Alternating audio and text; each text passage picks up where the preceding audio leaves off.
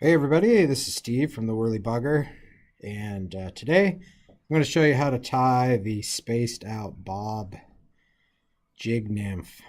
So this is tied on a jig style nymph. For those of you that aren't familiar with the jig style nymphs, this is being tied on a Hannock competition check nymph hook. You can tie it on a standard shank hook too, nymph hook. It doesn't need to be tied on a jig, but the advantage of the jig is we use a tungsten slotted bead,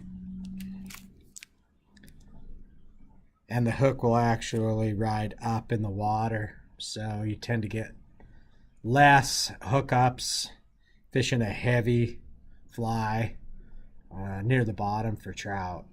So this is a great fly anywhere there's really good mayfly hatches to mimic blue wing olives, PMDs, March Browns,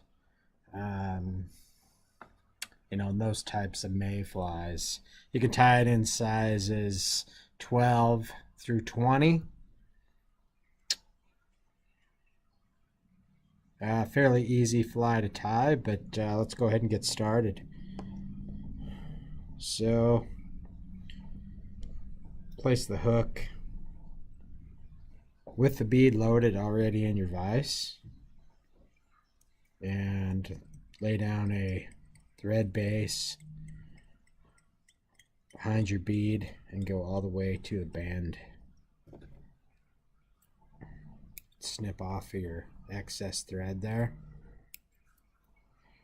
The first thing that we're going to do is we're going to lay down just a little small amount of dubbing.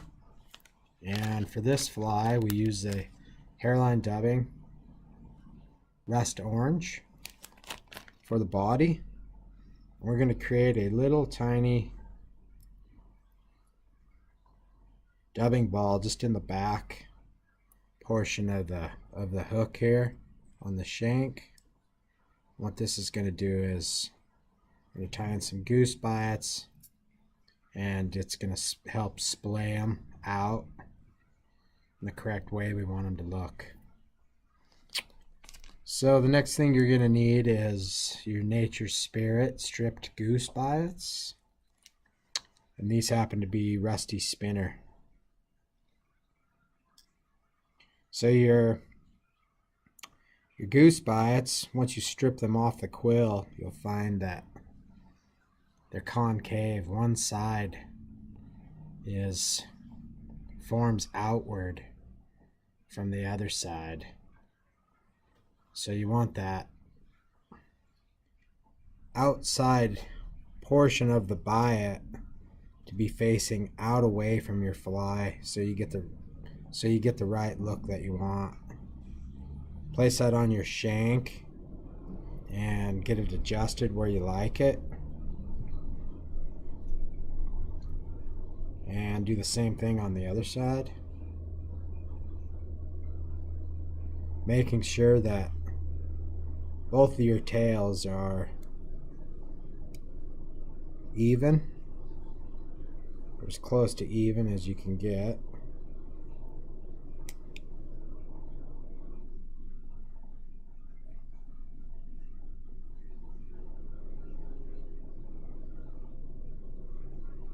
And then bind those down. Snip off your excess material there.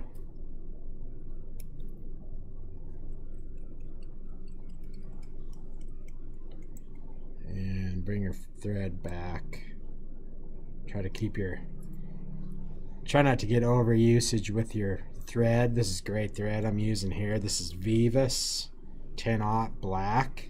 So it lays really flat, doesn't build up a lot of bulk, but when you're tying flies, try to keep your thread usage to a minimum. That will avoid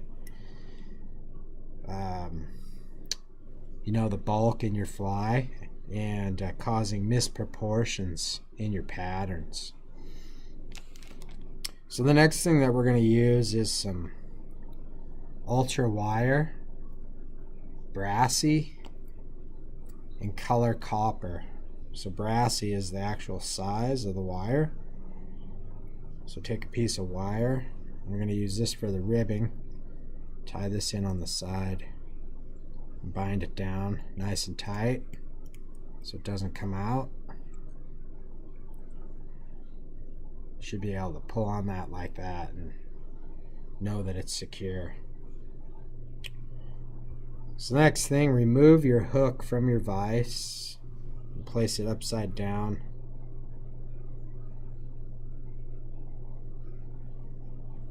Get it nice and secure where you want it.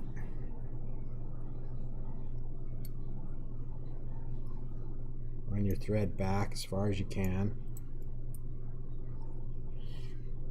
And then we're going to tie in a piece of pearlescent tinsel. Comes on a spool in 3 different sizes. We're using the wide here. It also comes in sheets. For this application, it's easier to use the pre-cut. So take your mylar and lay it on top of your shank and make a couple of thread wraps over the top, and then pull it across the body, making sure that it's centered and straight, because that's actually going to create our flashback on our nymph. Okay, so once that's tied in, then we'll dub our body with the rust orange rabbit dubbing. Rabbit dubbing is excellent for nymphs because it's a material that tends to soak water, so your nymphs will soak water and sink quickly, and especially with this tungsten bead. So get your dubbing on there nice and tight and start winding your body forward. Keep your proportions intact.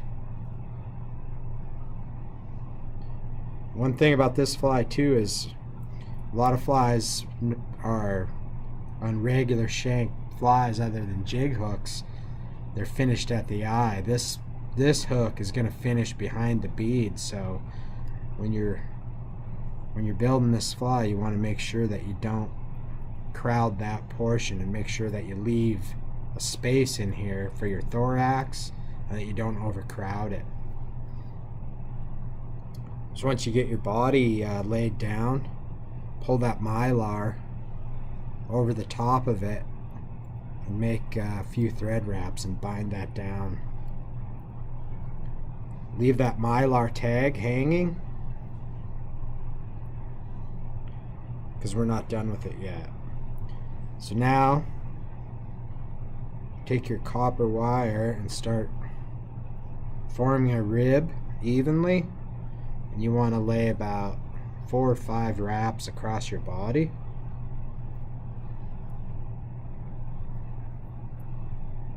Creating the rib effect. Make a couple in the front there in your thorax area. Bind that down and cut out your excess wire. Now your mylar should still be in place, and you can tie back over the top of it, binding that backwards. So your fly should start looking like this.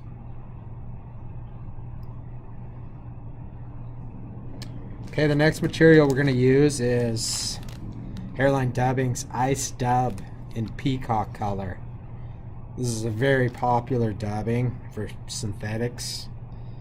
One of the most popular synthetic dubbings that we sell here in the Whirly Bugger fly shop. So apply a thin amount of dubbing on the thread. Get it nice and tight, and then wind it forward, creating your thorax. If you don't like dubbing on this too, you can sub in peacock herl strips and wrap that. This just makes it a little bit quicker when you got to sit down and tie a dozen or two of these nymphs.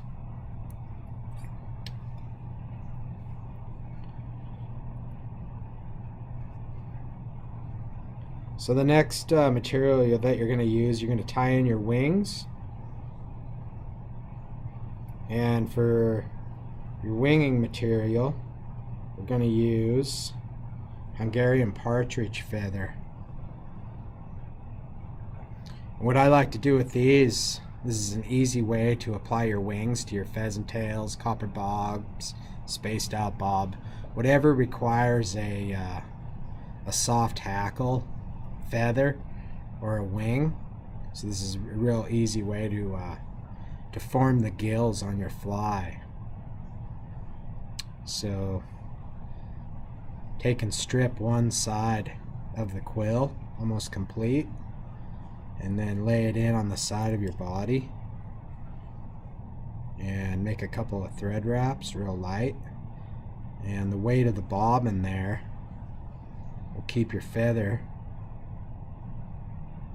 intact, keep it in place, and then just pull on the quill till you get the desired length that you're looking for in your gill, like that.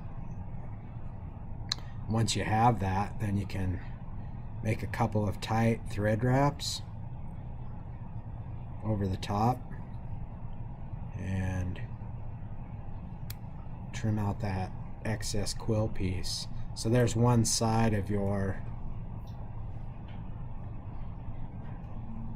fly put together with the gill, and then you do the same exact thing on the other side.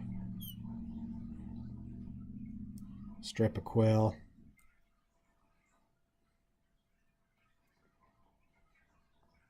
goes quickly.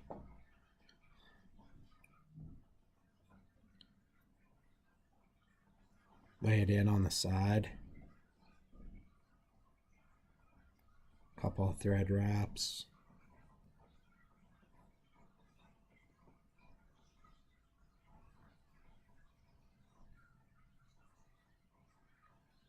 Pull it down, and then you can check your distance between your two gills. When it looks even, combine that down and trim that excess off. Get in there close and get all that excess material out of there if you can. Creates less bulk on your fly. And a couple more thread wraps. Good to lay a half hitch or two in there. That'll just make your fly more durable and keep it together longer. Especially this fly. The fish really like it, so they'll be eating it. So the next thing that you're going to want to do is, you left your tag of mylar here. You're going to pull this over the top of your peacock dubbing thorax, and you're going to bind that down. That's going to give you a flashback. Finish it off. Bind it down, and now you can cut the rest of that mylar out of there. Okay. Another thread wrap, another half hitch. That'll secure that in place. Okay. And then what I like to do is, since this fly does finish up behind the bead, that's where the majority of all your thread is ending up on your fly. So we'll just take a little tiny amount of dubbing, peacock dubbing, okay? If you want to make a hot spot on there too, it's not a bad idea, so you can use a different color dubbing. Chartreuse or an orange, certain times of the year will be good. But just take a little bit of peacock dubbing for this instance here, and then we just run that right over the top, and that will hide all that thread in there. And then half hitch it or whip finish, whatever you like.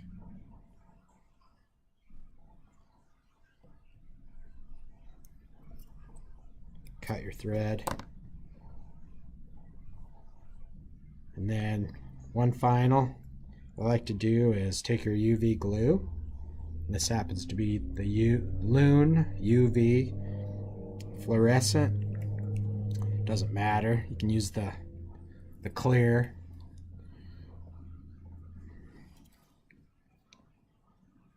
Run a thin layer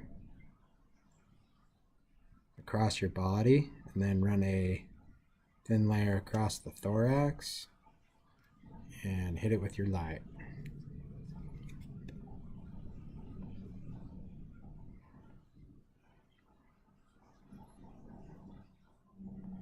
That'll dry.